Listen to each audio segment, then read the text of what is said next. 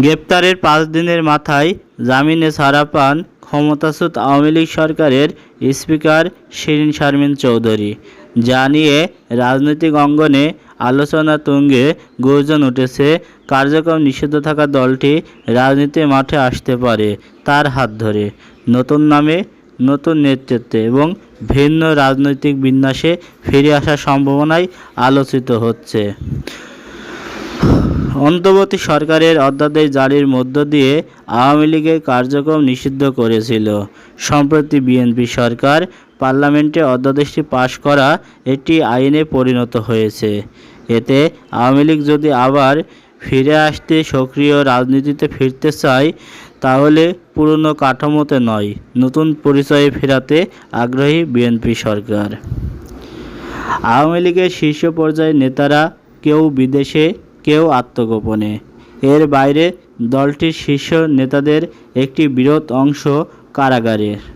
দলের শীর্ষ নেতাদের একাংশের ভাষ্য, এই মুহূর্তে আওয়ামী লীগের কার্যক্রম নিশ্চিত সঙ্গত কারণে নেতৃত্বে কোনো পরিবর্তন আসার সম্ভাবনা নেই।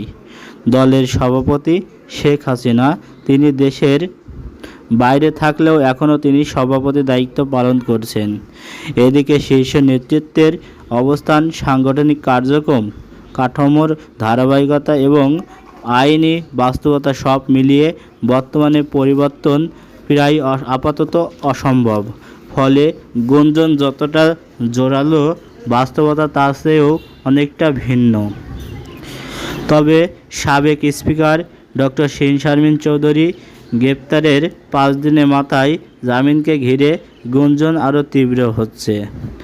আওয়ামী লীগের একাংশ মনে করছে, শিরীন শারমিন চৌধুরী একজন শিক্ষিত, সৎ, নির্ভীক মানুষ হিসেবে জনপ্রিয়তাও রয়েছে তার। তাই আওয়ামী লীগের নেতৃত্বে এলে ভঙ্গুর দলটি আবার ঘুরে দাঁড়াবে। এটি বলা যেতে পারে। ঢাকা বিশ্ববিদ্যালয় শান্তি ও সংঘর্ষ অধ্যয়ন বিভাগের চেয়ারম্যান অধ্যাপক ডক্টর সাবের আহমেদ চৌধুরী জানান, স্পিকার শিরীন শারমিন চৌধুরীর জামিন এটি সম্পূর্ণ আইনের বিষয়। তিনি একজন ক্লিন ইমেজের মানুষ। তার রাজনৈতিক জীবনটা পুরোটাই ক্লিন ইমেজের। তার পারিবারিক একটা ঐতিহ্য রয়েছে। তিনি নিজ বাসাতেই গ্রেপ্তার হয়েছিলেন। হয়তো আদালত চুলচেরা বিশ্লেষণ করে তাকে জামিন দিয়েছেন। যেহেতু আওয়ামী লীগের কার্যক্রম নিষিদ্ধ, এই মুহূর্তে তিনি দলটির দায়িত্ব নেবেন কি না সেটি সময় বলে দেবে।